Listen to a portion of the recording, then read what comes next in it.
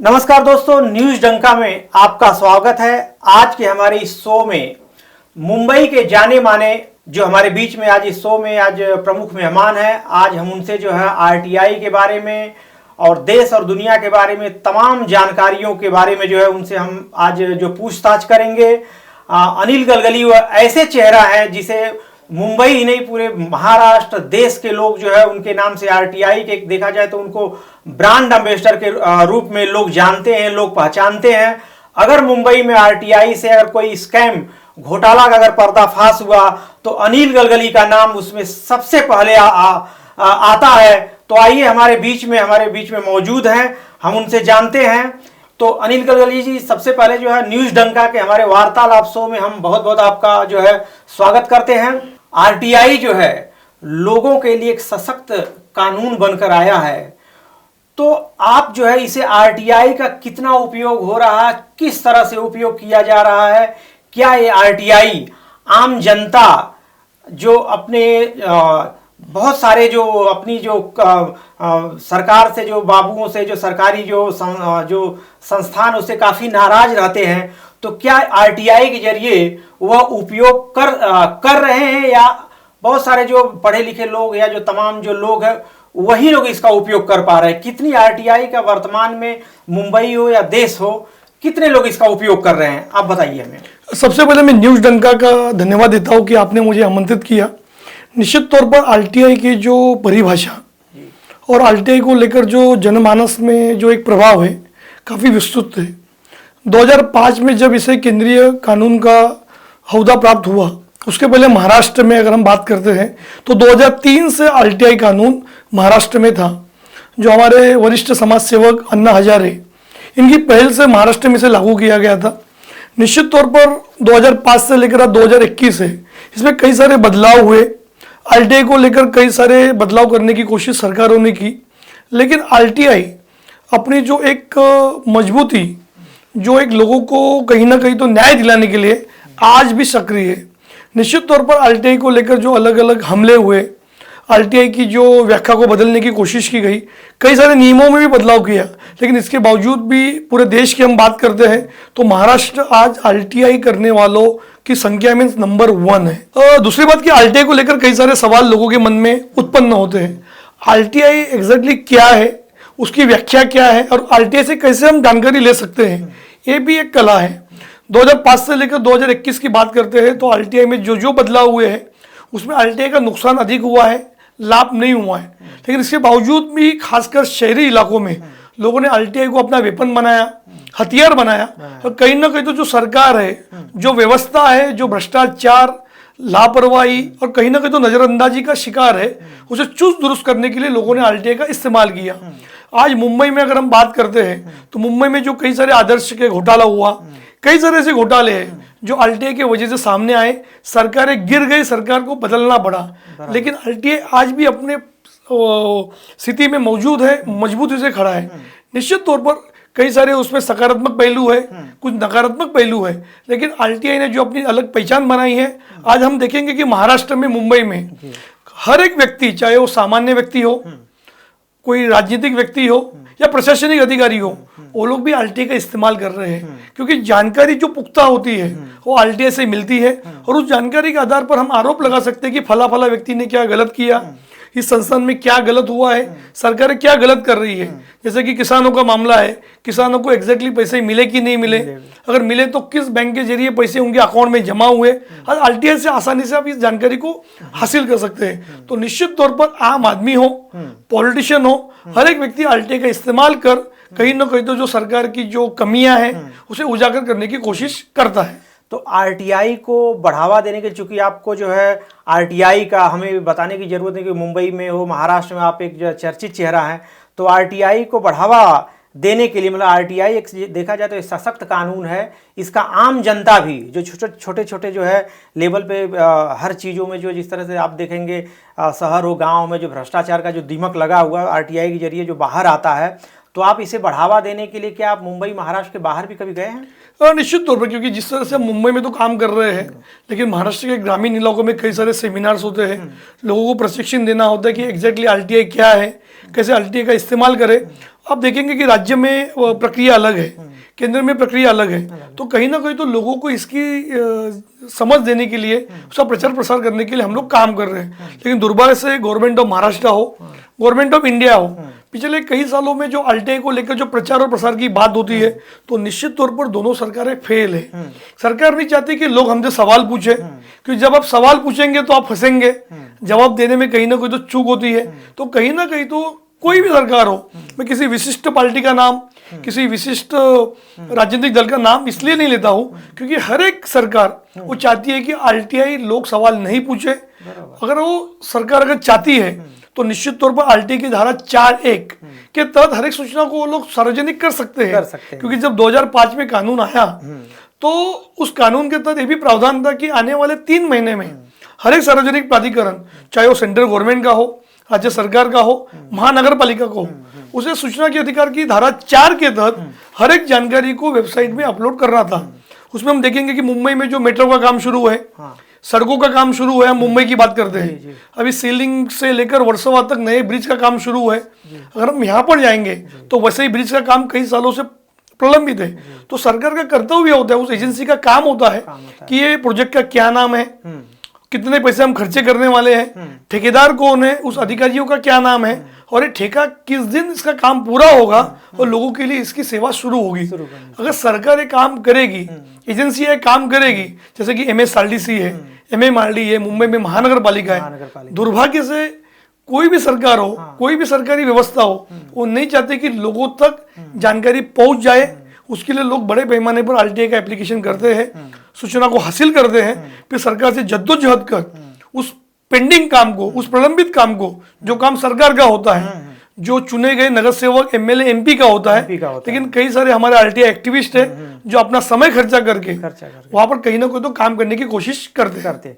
कभी कभी आप देखेंगे कि आरटीआई एक्टिविटीज को लेकर के, चाहे मुंबई हो चाहे बाहर हो, कहीं ना कहीं जो है इसका दुरुपयोग या और जो भी समझ सकते हैं, ऐसा दिखता तो नहीं, क्योंकि आरटीआई कार्यकर्ताओं को पिछले हम लोगों ने देखा कि काफ़ी समयों में जो उनके ऊपर अटैक हुआ, वो जान की बाजी लगा करके लोगों के लिए जो प्रश्न करता है।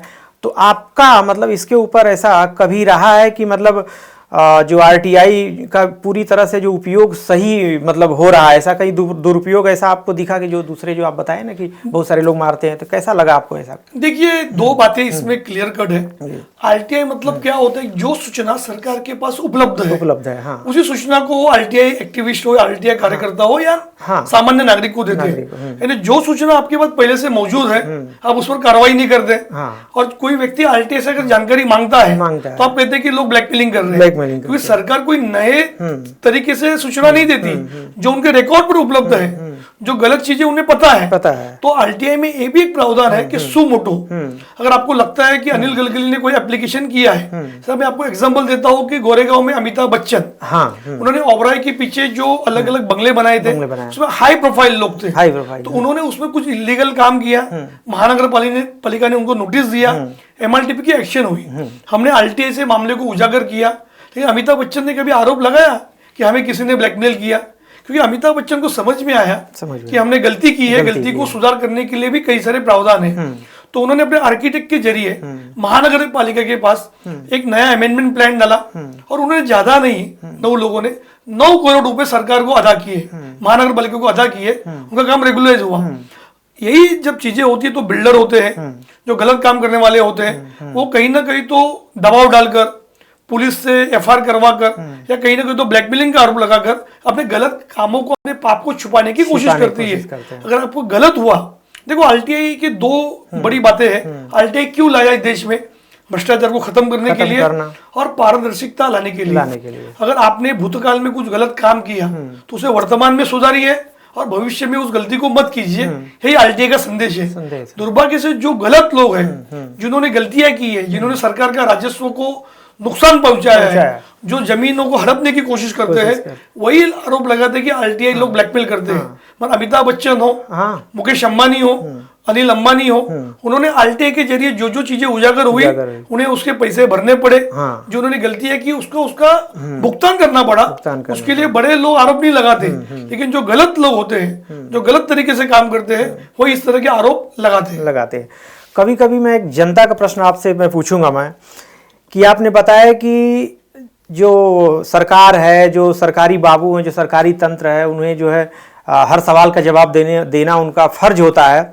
तो कभी कभी अपने को ऐसा एहसास होता है कि जब तक से किसी भी मामले को लेकर अपने को पता रहता है, सरकारी तंत्र में भी पता रहता है कि यहाँ पे करप्शन हो रहा है, तो इसके बावजूद जब तक से कोई आरटीआई कार्यकर्ता हो, जो सोशल वर्कर हो, जान की बाजी लेकर के जब वो उसके सवाल करता है, नज़र में आता, तब जाकर उसका जवाब देते हैं, जब उनका फर्ज बनता है कि जनता के सामने जो सही और गलत चीज़ों का जो है ये करना, उनके सामने पेश करना। इस तरह से हमारे देश में कब तक से है, कैसा, आपको क्या कहेंगे इसके बारे में? देखिए, दो चीज़ें हैं कि जो प्रशासनिक जो कामकाज होता है, दूसरा आपके सदैविक बुद्धि को आप समझकर काम करना चाहिए, क्योंकि महानगर पालिका का नियम है, सरकार का नियम है, सेंट्रल गवर्नमेंट का नियम है। आपकी जो सदैविक बुद्धि है उसको आपने समझकर काम किया तो कोई भी आदमी गलत काम नहीं करेगा। जो फाइलें होती है, जो डॉक्यूमेंट होते हैं, उन्हें पता होता है कि फला फला बिल्डिंग में इलीगल है, इसे ओसी नहीं मिली है, इसने बिना परमिशन की बिल्डिंग बांधी है, नंबर 1, या किसी ने जमीन पर कब्जा किया है, इलीगल इंक्रोचमेंट किया है, तो ये सरकारी बाबुओं का फर्ज होता है जिसे हम वेतन देते हैं। हम उनको वेतन क्यों देते हैं? भले ही वो कहीं ना कहीं तो सरकारी सेवक कहलाते हैं, तो उनका काम होता है जो हमें वेतन मिलता है उस वेतन के अनुरूप उन्हें काम करना चाहिए। दुर्भाग्य से ये जो लोगों में जो अभी तक इस चीज की गंभीरता नहीं आई है, लेकिन पिछले 4-5 सालों से आरटीआई आने के बाद, राइट टू सर्विस आने के बाद, कहीं ना कहीं तो लोगों में डर बना हुआ है कि अगर मैंने इस गलत काम को अंजाम दिया, क्योंकि सभी चीजें डॉक्यूमेंट में उपलब्ध होती है, उनके हस्ताक्षर होते हैं, उनके रिमार्क्स होते हैं, उनके मिनट्स होते हैं। देखो, मंत्रिमंडल का निर्णय हुआ, वो भी आपको आरटीआई में देना पड़ता है। मंत्री अटेंडेंस कर रहे कि नहीं कर रहे मंत्रियों की बैठक में, तो वो भी आपको आरटीआई में देना पड़ रहा है। तो कहीं ना कहीं तो जो जागरूकता आई है उसकी वजह से, लेकिन आज भी दुर्भाग्य हमारे देश 90% लोग ऐसे हैं जो इस गलत चीजों को आज भी सपोर्ट करते हैं, उस चीजों पर कार्रवाई नहीं करते। लेकिन आज देश में ऐसे लोग भी ईमानदार है। मैं उन अधिकारियों को, उन अफसरों का धन्यवाद देता हूँ कि उनके वजह से कई सारी मूवमेंट जिंदा है, कई जो भ्रष्टाचारी लोग डरे हुए हैं, सहमे हुए हैं। तो आज भले ही उसका अनुपात ज्यादा है, लेकिन जो गलत काम न करने वाले, सही काम को अंजाम देने वाले, उन चंद लोगों की वजह से हमारा भारत देश टिका हुआ है, हमारी मुंबई टिकी हुई है, हमारा महाराष्ट्र टिका हुआ है। आप बताएं, कुछ दिनों पहले जो महाविकास आघाड़ी सरकार ने जो कुछ नियुक्तियों को लेकर के जो है काफी देरी हुई, इसके ऊपर क्या कहेंगे आप? जो है देखिए कि आज हम सरकार के जो अधिकारी है, आरोप लगाना ठीक है, मगर वहां पर अगर एक व्यक्ति का काम 2-2 व्यक्ति का काम एक व्यक्ति कर रहा है तो हम उस पर कैसे ब्लेम कर सकते हैं? आपने राइट टू इन्फॉर्मेशन लाया, सरकार ने राइट टू सर्विस लाया, मगर वहां पर काम करने वाले व्यक्ति नहीं है। आज हमारे महाराष्ट्र में 2.5 लाख, सिर्फ गवर्नमेंट ऑफ महाराष्ट्र में 2.5 लाख पद ऐसे है जो रिक्त है, वहां पर कोई भी आदमी काम नहीं कर रहा है। तो एक व्यक्ति अगर 4 लोगों का काम करेगा तो निश्चित तौर पर उसके कामकाज पर प्रभाव होगा। जो ईमानदारी से उसे जिस काम के लिए नियुक्त किया गया है वो काम नहीं होगा तो निश्चित तौर पर उसका प्रभाव पड़ेगा। हमने चिट्ठी लिखने के बाद, आरटीआई में एक्सपोज करने के बाद, सरकार की तरफ से वित्त विभाग को हमारी चिट्ठी फॉरवर्ड हुई है। और आने वाले दिनों में, जैसे कि जब आर पाटिल गृह मंत्री थे, मुझे उस वक्त का किस्सा याद है, उस वक्त महाराष्ट्र में 5000 पुलिस के पद रिक्त थे। लेकिन जब हमने आरटीआई से जानकारी सामने लाई, हमने आर पाटिल जी को ज्ञापन दिया, आर पाटिल जैसे मंत्री अभी कम है, उन्हें ताबड़तोड़ एक्शन लिया और उस वक्त 5000 लोगों की भर्ती हुई थी। यानी मंत्री जो है, जिसका विभाग है, उसे भी सोचना है कि मेरे मंत्रालय में अगर लोग नहीं है तो उस लोगों की भर्ती मैं कैसे करूं, मेरे मंत्रालय में लोगों की शिकायत आ रही है तो शिकायत को कैसे कम करूं, मेरे मंत्रालय में भ्रष्टाचार हो रहा है, क्योंकि हर एक मंत्री का अपना अपना अधिकार है। कैबिनेट में लोग बैठते हैं, कैबिनेट में आपको अधिकार होता है कि मुख्यमंत्री से आप इन बात को मनवा सकते हो कि मेरे आरोग्य विभाग में इतने पद कम है, मेरे नगर विकास में इतने पद कम है, मेरे पीडब्ल्यूडी में इतने विभाग में पद कम है। कहीं ना कहीं तो मंत्रियों की जिम्मेदारी, उस विभाग के सचिव की जिम्मेदारी होती है कि इन चीजों का ब्यौरा वो चाहे अपने मंत्रिमंडल के बैठक में दे या हम जो भी उस विभाग के मंत्री हो उनके पास दे। और सबसे बड़ी बात है कि हमारे पास पालक मंत्री का भी एक पद है। अब पालक मंत्री को भी इस बात की जानकारी दे सकते हैं कि सर इस विभाग की हालत है, हम कैसे काम करें। कहीं ना कहीं तो, और आपको बता रहा हूँ कि जो महाराष्ट्र पत्रित राज्य पत्रित जो महासंघ है, उसे कुलते साहब हो, वो लोग बार बार सरकार से निवेदन करते हैं कि भर्ती कीजिए, भर्ती कीजिए, भर्ती कीजिए। दुर्भाग्य से सरकार को इस वक्त की चिंता नहीं है, उन्हें कम स्टाफ को लेकर काम करना है, उन्हें स्टाफ को नहीं बढ़ाना है। तो निश्चित तौर पर इससे नागरिकों को जो सेवाएं देनी होती है उसमें प्रभाव होता है, नागरिकों को सेवाएं नहीं मिलती है। चूंकि सरकारें जो है आज आप देखेंगे कि रोजगार को लेकर के कितना सशक्त रहती हैं, चाहे सेंट्रल गवर्नमेंट हो, स्टेट गवर्नमेंट हो। तो मैंने देखा था कि पिछली बार ने भी आपने आरटीआई ये किया था कि बीएमसी में शायद 2.5 लाख कुछ ऐसा पद खाली है।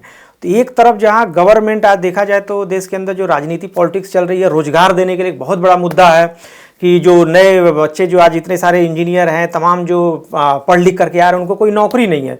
30 सालों तक जो 2-2 साल तक इतनी जो भर्तियां जो ये रहती है, तो कैसे इन सरकारों से भला हम कैसे जो है पारदर्शिता की बात करें कि वो जनता के लिए काम करे, युवाओं के लिए काम करे। आपने भी हमने पिछले कुछ महीने पहले पढ़ा था कि आपने आरटीआई दायर किया था, बीएमसी में 2.5 लाख पद खाली है। तो अगर इन पदों को तत्काल भरा जाता है तो इतने सारे युवाओं को रोजगार मिलता है। तो क्या कहेंगे इसके बारे में? आखिर प्रशासन कब जागेगी, सरकारें कब जागेगी इसके बारे में? निश्चित तौर पर कि मुंबई महापालिका हो, मुंबई पुलिस हो या गवर्नमेंट की कई सारी ऐसी एजेंसियां हैं जहां पर पदों की बड़े पैमाने पर रिक्तता है। और दूसरी बात है कि आज हमारे महाराष्ट्र में एक नया ट्रेंड आया हुआ है, उसमें गवर्नमेंट ऑफ महाराष्ट्र भी शामिल है, हमारा राजभवन सचिवालय भी शामिल है। वो लोग क्या कहते हैं कि जो रिटायर्ड लोग होते हैं उन्हें फिर उसी पद पर नियुक्त करते हैं। उसकी वजह से जो रूटीन जो काम करने वाले लोग होते हैं उनके प्रमोशन में अड़ंगा होता है और उससे नए नए पद रिक्त हो जाते हैं। रिटायरों को ही आखिर क्यों ऐसे पद दिए जाते हैं?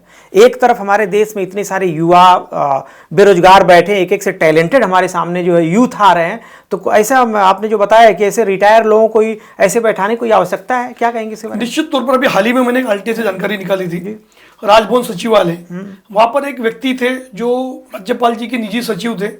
वो नियम के अनुसार रिटायर हुए, लेकिन उन्हें फिर गलत तरीके से राज्यपाल जी को मिसगाइड करते हुए उन्हें फिर उसी पद पर नियुक्त किया गया। लेकिन गवर्नमेंट ऑफ महाराष्ट्र में इस नियुक्ति को विरोध किया हुआ है क्योंकि वो नियमित पद था। और टेम्परवरी जो पद अलग अलग होते हैं उसके लिए कॉन्ट्रैक्ट बेसिस पर आप नियुक्त कर सकते हो। ये स्थिति सिर्फ राज्यपाल सचिवालय की नहीं है, मुंबई महापालिका में भी उन्होंने ओएसडी बनाए हुए हैं, कॉन्ट्रैक्ट बेसिस पर लोगों को रखा हुआ है, पुणे महानगर पालिका में भी लोगों ने रखा हुआ है। यानी जो काम एक अधिकारी कर सकता है, अगर आपके पास पद रिक्त है तो आप निचले अधिकारी को प्रमोशन दीजिए, क्योंकि उसे उस विभाग की जानकारी होती है। दुर्भाग्य से जो कॉन्ट्रैक्ट बेसिस का जो नया चलन चला हुआ है उसकी वजह से महाराष्ट्र का भी नुकसान हो रहा है, मुंबई का भी नुकसान हो रहा है। मेरा कहना है कि जब गवर्नमेंट ऑफ महाराष्ट्र ने जो GRA 2016 का उसके तहत कॉन्ट्रैक्ट बेसिस पर किस व्यक्ति को नियुक्त करना है उसकी एक नियम बनाया हुआ है, उस नियम का सभी को पालन करना चाहिए। अगर रिक्त पद आपको नहीं बढ़ सकते हैं, कम से कम रिटायर लोगों को तो मत लीजिए, ताकि जो प्रमोशन वाले जो लोग हैं जिनको न्याय मिलना चाहिए उन्हें भी न्याय नहीं मिलता है। बिल्कुल। तो आपके माध्यम से मेरी गवर्नमेंट ऑफ महाराष्ट्र हो, सेंट्रल गवर्नमेंट हो, राज्यपाल सचिवालय भी है, आप इस तरह की नियुक्ति को नहीं करें, स्ट्रिक्ट एक्शन ले। जो GRA उसका अनुपालन करेंगे तो निश्चित तौर पर जो गलतियां हो रही है, जो कॉन्ट्रैक्ट बेसिस पर जो रिटायर्ड लोग आ रहे हैं, कहीं ना कहीं तो उसमें रोक लगेगी और लोग फिर आने के लिए ललायित नहीं रहेंगे। अनिल जी, आपने जो मुंबई में बहुत सारे जो ऐसे बड़े बड़े जो केसेस, जो स्कैम जो है, आपने जो घोटालों का पर्दाफाश किया है, काफ़ी सुर्खियों में रहे हैं, तो कभी कभी आपको ऐसा नहीं लगा कि कोई मतलब कभी धमकी वगैरह ऐसा? क्योंकि अभी कोई भी अगर आरटीआई का ऐसा मामला आता, बड़ा स्कैम आता है, तो लोग मतलब अपने मन में जो मुंबईकर हैं तो उनको लगता है कि भाई बंदा कौन है जो इतने बड़े जो चीज़ों मतलब स्कैम को जो पर्दाफाश हो रहा है। तो कभी ऐसा धमकी वगैरह कभी कुछ? देखिए कि अगर आपने काम में प्रामाणिकता रखी, आपका कोई गलत इंटेंशन नहीं होगा, क्योंकि हम लोग किसी व्यक्ति को टारगेट नहीं करते। हम उस सरकारी एजेंसी का कैसा नुकसान हो रहा है, सिस्टम में कैसा बदलाव हो, जो गलतियां हुई है उसके बारे में आरटीआई निकालने के बाद कंसर्न डिपार्टमेंट को, मुख्यमंत्री जी हो या कोई भी विभाग का मंत्री हो, उसके बाद पत्रव्यवहार करते हैं। और आपको बता रहा हूँ जैसे कि लोकायुक्त पद पिछले कई सालों से रिक्त था, हम लोग ने फॉलोअप किया, फिर जाके गवर्नमेंट ऑफ महाराष्ट्र ने लोकायुक्त के पद को मंजूरी दी और हमें महाराष्ट्र को लोकायुक्त मिला। यही हालत हमारे सूचना आयोग की थी।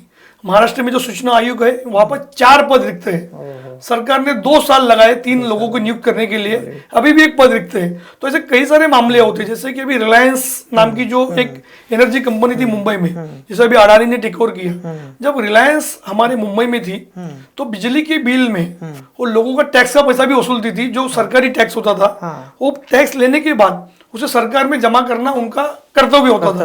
लेकिन दुर्भाग्य से सरकार की अधिकारियों की मिली भगत की वजह से, ऊर्जा विभाग के उस वक्त के कुछ अधिकारियों की मिली भगत से अनिल अंबानी के जो रिलायंस कंपनी ने वो पैसे नहीं भरे। हमने शिकायत की, आरटीआई से मामला सामने लाया। आपको ताज्जुब होगा, उन्हें भरने थे 1600 करोड़ रुपए, लेकिन जो ब्याज के साथ उन्हें 2640 करोड़ रुपए भरने पड़े। उसके बाद महाराष्ट्र विद्युत नियामक आयोग ने वो लाइसेंस अडानी को ट्रांसफर किया। जब तक वो पैसे नहीं भर रहे थे तब तक अडानी को लाइसेंस ट्रांसफर नहीं किया।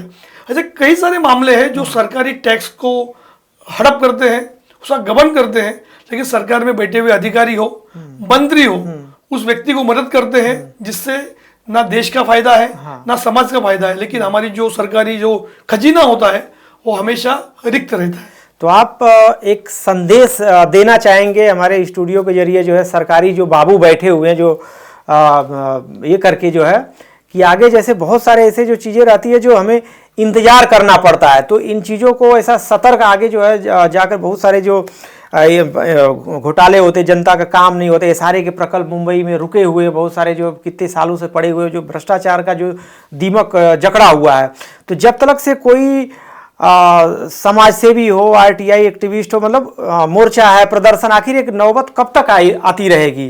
क्या सरकारी जो बाबू बैठे हुए या जो प्रशासन है तो उनका कर्तव्य नहीं बनता है कि जो इन कामों में, जो रुके हुए कामों में तेजी लाए, या कैसे? जो देखिए उसमें दो तीन चीजें इंपॉर्टेंट है, क्योंकि जो सरकार में बैठे हुए अधिकारी है, मंत्री है, उनका काम ही है कि लोगों की समस्याओं को सुलझाना। लेकिन दुर्भाग्य से हमारे मुंबई की बात करेंगे, कई जगह नागरिकों की भी गलतियां होती है। नागरिक प्रलोभन में आकर कई बार झोपड़पट्टी में जब एसआरए बनते हैं, लोग एक का दो कमरा बना देते हैं और दो का क्लेम करते हैं। बिल्कुल। तो कहीं ना कहीं तो बिल्डर जितना दोषी होता है, उसके अनुपात में आम नागरिक भी दोषी होता है, जो लालच में।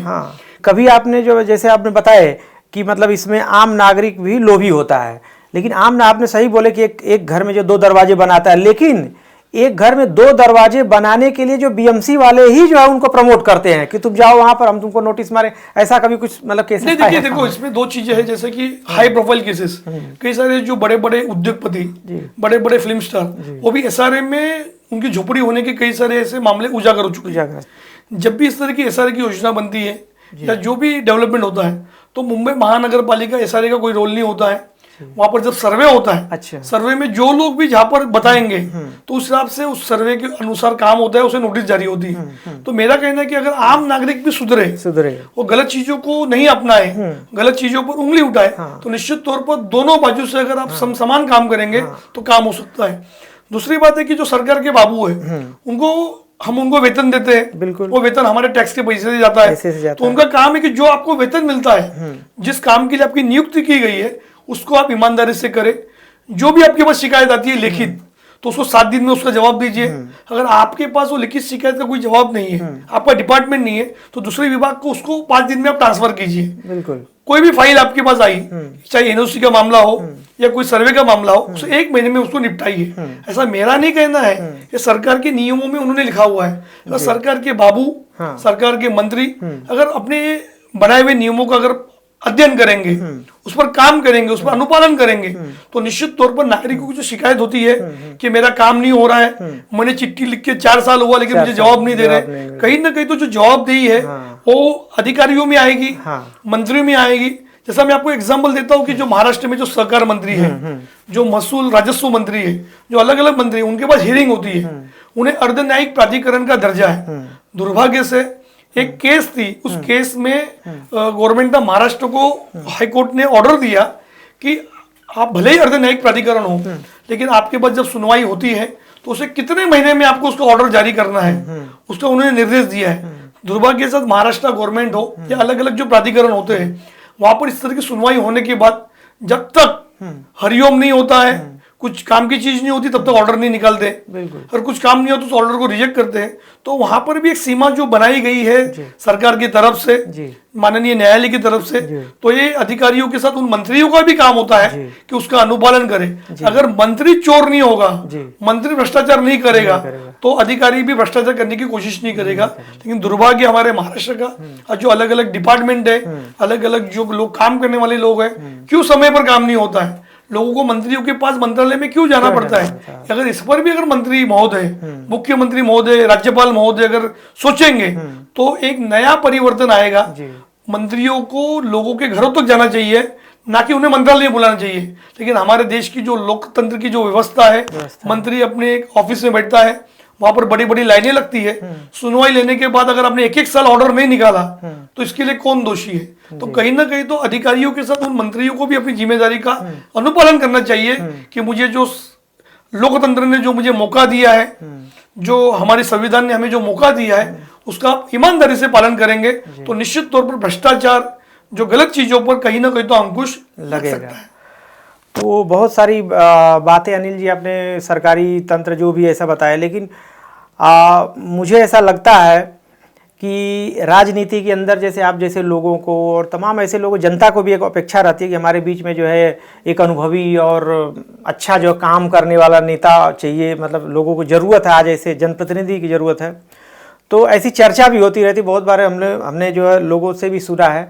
तो क्या आप जो है आगामी अभी समय में जो आगे समय मतलब आने वाला है, लोग एक आशा भरी निगाहों से आप देखते हैं, क्या आप भी कभी राजनीति में मतलब कभी सोचा आपने कि अब आज जिस तरह से देश के अंदर जो है जनता की एक मांग रहती है, जनता की सिर्फ एक ही मांग रहती है कि हमारा जो जनप्रतिनिधि हो वह बिल्कुल ईमानदार हो और जनता के प्रति काम करे, लेकिन चुनाव जीतने के बाद मुंबई के मैंने तमाम नगर सेवक हैं, आमदार हैं, वादे तो करते हैं लेकिन वो पलट जाते हैं। तो क्या हम आशा करेंगे कि इन फ्यूचर में जो आप राजनीति में भी आपका कदम हो सकता है? नहीं, फिलहाल कोई राजनीति का कोई विचार नहीं है, भविष्य की कोई बात नहीं कर सकता कि भविष्य में क्या परिवर्तन होगा, लेकिन आज की स्थिति में हमें जो सरकार ने जो बनाए हुए नियम है, जो अलग अलग जो अध्यादेश है, उसका हम लोग अनुपालन कर, अध्ययन कर, किस तरह से लोगों तक चाहे वो सूचना का काम हो या प्रसार का काम हो, वो करने के लिए हम लोग कटिबद्ध है। सरकार जो काम नहीं कर सकती तो उन जीआर को सरकार लोगों तक पहुंचाना, क्योंकि दुर्भाग्य से हमारे पास अलग अलग कलेक्टर के ऑफिस है लेकिन वहां पर कोई सूचना केंद्र नहीं है। अगर सरकार वहां पर सूचना केंद्र बनाती है तो लोगों को वहां पर नए नए नियमों की जानकारी मिल सकती है। कहीं ना कहीं तो सरकार भी डरती है कि लोगों को हम ज्यादा जागरूक करेंगे तो कल हमारी हालत खराब नहीं हो, क्योंकि आदर्श का मामला देखेंगे, कई सारे ऐसे करप्शन के मामले हैं जो आरटीआई से उजागर हुए। जब लोग जागरूक होंगे तो सवाल करेंगे तो उसका जवाब नहीं दे पाओगे और सरकार पर कहीं ना कहीं तो संकट के बादल मंडराते हैं। दूसरी बात है कि जो आज जो अलग अलग जो प्राधिकरण बनाए गए हैं, जो आयोग बनाए गए, मेरी आपके न्यूज डंका के माध्यम से चाहे गवर्नमेंट ऑफ महाराष्ट्र हो या गवर्नमेंट ऑफ इंडिया से इतनी मांग है, कृपया करके वहां पर रिटायर लोगों को मत बैठाइए। बिल्कुल जो व्यक्ति 20-20 साल आईएएस होता है, 20-20 साल आईपीएस होता है या वरिष्ठ अधिकारी होता है, वही उसकी जो नकारात्मक शैली है उस आयोग के पद पर आने के बाद वही शैली होती है। न्याय देने के लिए जो अलग अलग पद बनाए, जैसे सूचना आयोग का पद है, जो अलग अलग महारेरा का पद है, जो अलग अलग जो विद्युत नियामक आयोग के पद है, जहां पर लोगों को अपेक्षा होती है कि हमें यहाँ पर न्याय मिले। जैसे बिजली का लोकपाल है, अभी जो लोकपाल जो नया बनाया गया है, तो मेरी सरकार से इतनी अनुरोध है, कृपया करके जो इसे सर्विस में आप इंक्लूड कीजिए, इसे सर्विस का एक पार्ट बनाइए, ना कि रिटायर्ड होने के बाद उन लोगों की व्यवस्था करने के लिए, उनको कहीं ना कहीं तो लाभान्वित करने के लिए आप इन जो एक नई जो गलत परंपरा का निर्माण हो चुका है उसे रोके। लोगों को मोदी सरकार से अपेक्षा है, लोगों को ठाकरे सरकार से अपेक्षा है, लोगों को महानगर पालिका से अपेक्षा है, दिल्ली में लोगों को आप पार्टी से अपेक्षा है। तो जो इस तरह के लोकप्रिय सरकार है, मेरी इतनी गुजारिश है कम से कम, जैसे कि उद्धव ठाकरे सरकार ने एक अच्छा काम किया है, जो अभी जो 3 सूचना आयोग बनाए हैं उसमें एक पत्रकार को भी उन्होंने समाविष्ट किया है। इसके पहले भी पत्रकार बन चुके हैं। तो कहीं ना कहीं तो इस परंपरा को बदलने के लिए मुख्यमंत्री हो, माननीय प्रधानमंत्री हो, या जिस भी डिपार्टमेंट के पास, जैसे कि लॉ एंड जुडिशरी डिपार्टमेंट होता है, क्योंकि इस तरह की जो नियुक्तियां होती है तो राज्य में मुख्यमंत्री, उप मुख्यमंत्री, ऑपोजिशन लीडर की भूमिका महत्वपूर्ण होती है। उसी तरह सेंटर में माननीय प्रधानमंत्री, विपक्ष के नेता और चीफ जस्टिस की भूमिका महत्वपूर्ण होती है। तो मेरा इतना ही अनुरोध है, रिटायर्ड लोगों को रिटायर होने के बाद उनका जो आनंद है, जो उन्हें सर्विस होने के बाद अपने परिवार में करने के लिए सरकार कटिबद्ध करे, ना कि उन्हें फिर ऐसे जगहों पर रिक्रूटमेंट करके उन्हें एडजस्टमेंट करे। उससे सरकार का भी नुकसान होता है, सरकार की छवि भी खराब होती है और जनता का सबसे बड़ा नुकसान होता है कि उसे जो अधिकार मिला है, लेकिन वहां पर वही लोग, वही रिटायर्ड लोग बैठने की वजह से लोगों के काम नहीं होते हैं और वही पद्धत, वही परंपरा चलने की वजह से आज कहीं ना कहीं तो जो कई सारे आयोग बनाए हैं, जो कई सारे न्याय देने के लिए लोगों ने अलग अलग आयोग का गठन हुआ है, वो सफल साबित नहीं हो रहा है, वो कहीं ना कहीं तो फेल साबित हो रहा है। वही पुराने लोगों को या बहुत सारी चीजें आज देखेंगे राजनीति में भी जो है ऐसी आवाज़ उठते रहती है कि पुराने लोगों को जो है, जो 70 साल 80 साल 90 साल उम्र के हो जाते हैं, उनको ला करके बैठा देते हैं। आज इतने हमारे देश में जो इतने सारे जो है युवा हैं, एक एक से टैलेंट हमारे सामने जो ऐसा है, तो उन टैलेंटों का सरकार जो भी उपयोग नहीं किया जाता। अनिल गलगली जी, आपसे एक सवाल है कि इतना समय आपका बिजी रहता है, चूँकि आपने देखा कि RTI है, आप पत्रकार भी रह चुके, कई साल तक पत्रकारिता भी किए हैं, तो इतना व्यस्ततम समय में मैंने बहुत सारे कुछ आंकड़े निकाला है कि आपका कभी पता चला साकीनाका में हो, तो कभी उल्लासनगर में हो, तो कभी भाईंदर में हो, तो कभी पनवेल में, इतनी मतलब दायरा, मुझे लगता है कि इतना तो किसी छोटे मोटे मंत्री और मतलब जो भी ऐसा राजनेता होगा वो भी इतना बिजी नहीं होगा जितने आपको लोग मतलब चाहते हैं। कभी आप यहाँ पे हैं, कभी वहाँ पे आपका सत्कार हो रहा है, तो इतना व्यस्त समय होने के बावजूद आप कैसे समय निकालते हैं लोगों के लिए? देखिए, मैं तो सार्वजनिक व्यवस्था में विश्वास रखता हूँ। जैसे मुंबई में लोकल की व्यवस्था अच्छी है, तो जब भी इस तरह के कई सारे कार्यक्रम में जाना पड़ता है, तो आज जो मुंबई की हालत है, चाहे मेट्रो का मामला हो, सड़कें की खुदाई हो चुकी है, तो एक जगह से जाने के लिए कम से कम 2 घंटे लगते हैं। बस सबसे अच्छा और सस्ता रेलवे की व्यवस्था है, जो घाटकोपर से वर्सोवा तक जो मेट्रो का काम है, और अभी भी जो मेट्रो के काम शुरू है, तो निश्चित तौर पर अगर आप सार्वजनिक व्यवस्था पर भरोसा रखेंगे, थोड़ी दिक्कतें होती है, मगर आप तेजी से और जो आपका जो समय है उसके पहले पहुंच सकते हो। नहीं, वो तो है, लेकिन इसके बावजूद भी बहुत सारे आप देखेंगे कि लोग रहते हैं, जाने में कतराते हैं, लेकिन फिर भी आपने इतना एनर्जी आप पैदा करते हो, वहाँ तक लोगों तक जाते हो, उनका मान सम्मान रखते हो, उनके बीच में जाते हो, तो इसके बारे में आप क्या कहेंगे? मतलब ऐसा लोगों से क्या कहना चाहेंगे? देखिए कि सकारात्मक काम करने से जो ऊर्जा आती है, और घर के जो संस्कार है कि कोई गलत काम मत कीजिए, अच्छे लोगों को मदद कीजिए। आज कई सारे लोग आते हैं, उनकी दुआएं भी काम आती है। बिल्कुल बिल्कुल, वही मैं कहना चाह रहा हूं। और एक जीवन में यही है कि टेक एंड गिव, अगर आप लोगों को अच्छा दोगे तो लोग आपको उसके रिस्पॉन्स में अच्छा देंगे। और मेरा मानना है कि आप जीवन में जब भी आपको मौका मिले, पूरे दिन में 2-4 लोगों की मदद कीजिए, और इस चेन को बरकरार रखिए। जो 2 लोगों की मदद करेंगे और 2 लोगों को मदद करेंगे, तो ये जो चेन है, जो सामाजिक उद्देश्यों की, सामाजिक परिवर्तन की, तो यही सारी ऊर्जाएं साथ में है, लोगों की दुआएं हैं। और जब तक हम जीवित हैं तब तक हमें ये काम करना है, अनिर्वृत काम करना है, हमें अब तक प्रयास करना है। जाते जाते आप जनता के लिए कुछ, आप अपनी तरफ से कुछ संदेश देना चाहेंगे? मेरी जनता से इतनी गुजारिश है आपकी न्यूज़ डंका के माध्यम से कि सरकार पर आप टिप्पणी कीजिए, वो सरकार से कोई अपेक्षा मत कीजिए, उस व्यवस्था से भी अपेक्षा मत कीजिए। जैसे कोरोना काल में बड़े बड़े अस्पताल थे, बड़े बड़े डॉक्टर थे, बड़ी बड़ी व्यवस्थाएं थी, लेकिन हर एक व्यक्ति असहाय था।